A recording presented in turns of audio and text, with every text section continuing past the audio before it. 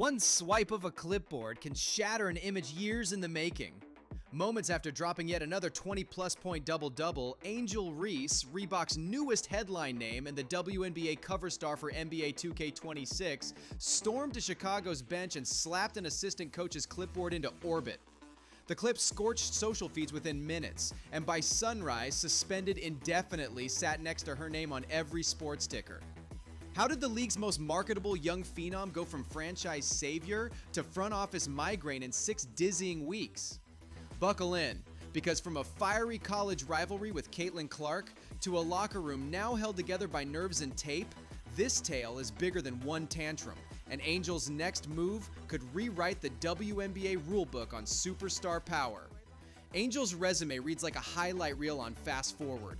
Maryland freshman phenomenon, LSU national champion, number 3 draft pick, 2-time All-Star before most players finished their rookie contracts.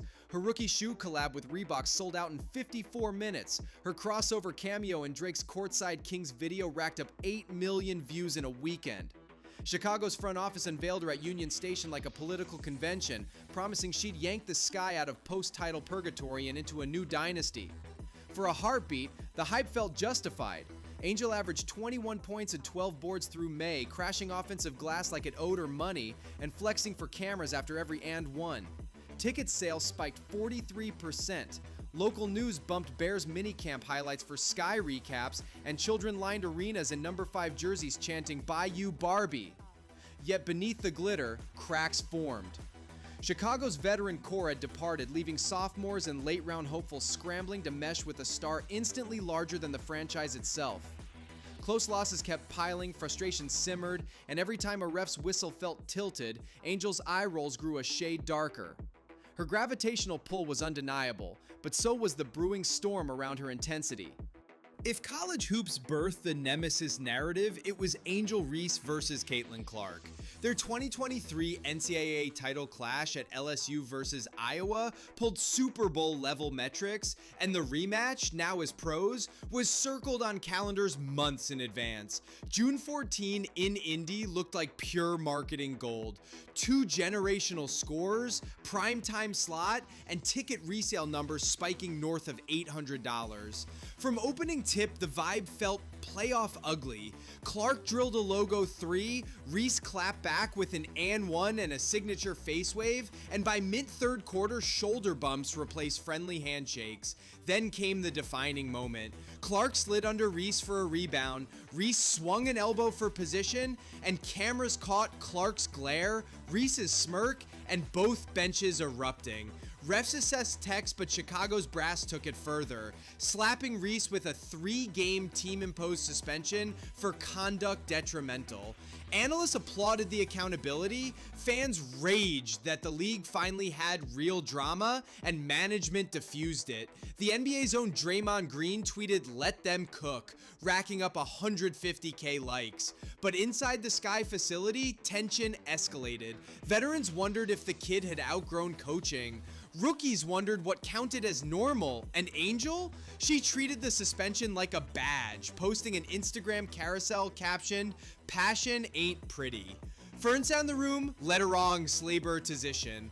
Please follow to the great changes moving Texas person. For 67 F will work foring, will desirely build an hour changes. July 6, Minneapolis. Chicago led the Lynx by 7 late before a parade of fouls flipped momentum. Final free throw tally, 23-9 Minnesota. In the postgame presser, Angel stepped to the mic with zero chill. "Fix this broken whistle," she fired, weaving in enough half-censored 4-letter riffs to make network censors sweat. "Fine me, suspend me, I'm done biting my tongue."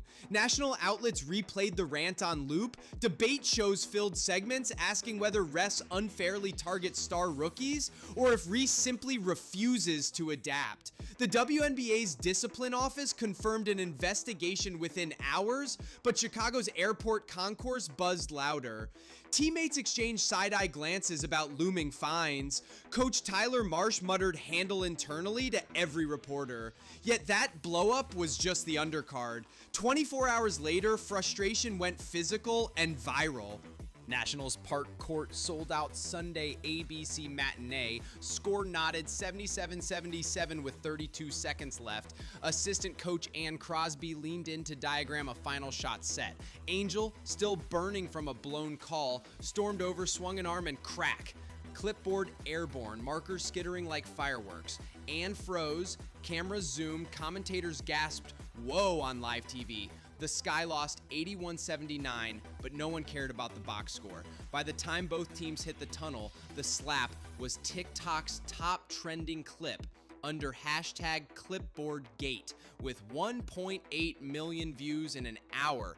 ESPN pushed a breaking banner. Reddit threads spawned theories about locker room implosions. At 1 a.m., Chicago issued a 48-word statement.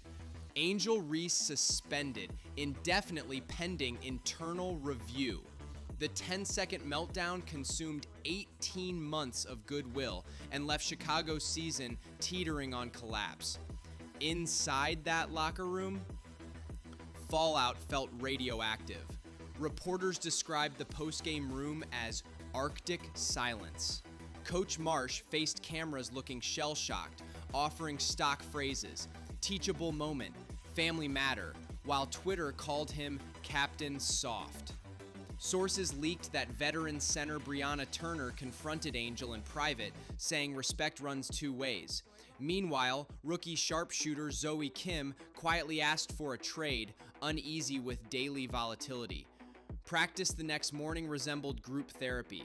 PR reps collected phones, trainers dimmed lights, and team psychologist Dr. Renee Barkley facilitated emotional honesty circles. Some players defended Angel's fire, others labeled it exhausting. Notably absent, Angel herself, sequestered per suspension terms. Without their leading scorer, Chicago stumbled into a 5-game skid, sliding from playoff bubble to basement. Each loss invited fresh think pieces. Has Marsh lost the locker room? Can a star be bigger than her franchise at 23? Scroll through Twitter and you'll find galaxies at war. Galaxy A hails Reese as athletic anarchy in braids, praising her for exposing double standards. When male players fling clipboards, they're fiery, but Angel gets labeled out of control.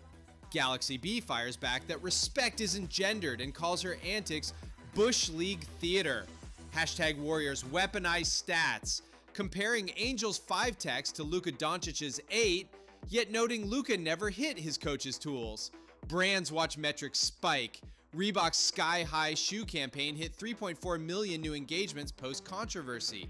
But behind closed doors, crisis managers sketch worst-case flowcharts. If public sentiment turns, endorsements could wither fast. Meanwhile, WNBA Commissioner Kathy Engelbert hints at stiffer penalties for patterns of disrespect, telegraphing that the next misstep won't be cheap. Front office whispers swirl. Seattle could dangle future first-rounders plus veteran defense. Phoenix contemplates pairing Reese's paint dominance with Taurasi's Twilight Run. Even newly approved expansion Vegas 2 calls to check the sticker price. Chicago's boardroom faces a brutal equation.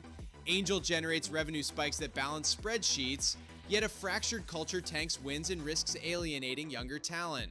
At league headquarters, investigators compile a timeline. June scuffle, July ref rant, July clipboard swipe.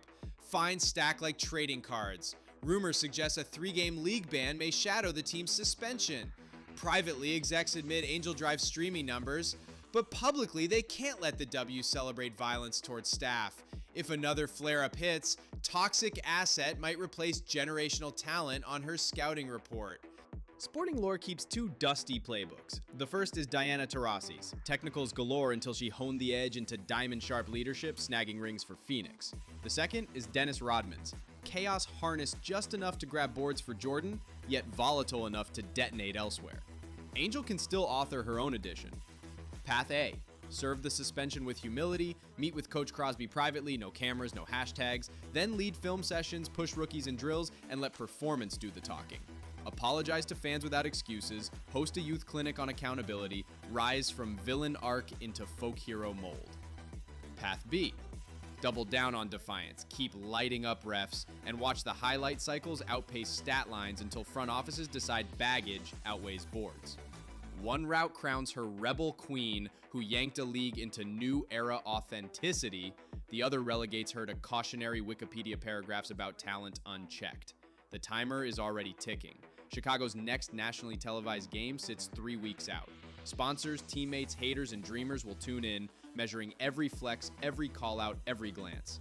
Talent this raw doesn't disappear. It hardens or shatters.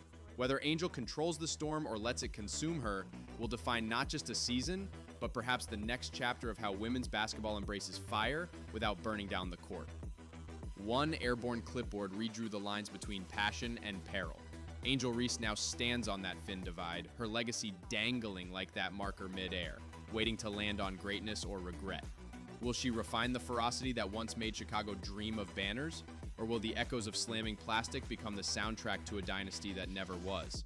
The next game, the next press conference, the next choice she makes will tip the scales. And whatever happens, we'll all be watching. Because Angel Reese has proven one truth above every stat. In the modern WNBA, drama isn't a side dish. It's the fuel that powers the spotlight. Stick around, because the story of Angel versus everyone is only entering halftime, and the second half might just blow the roof off the league.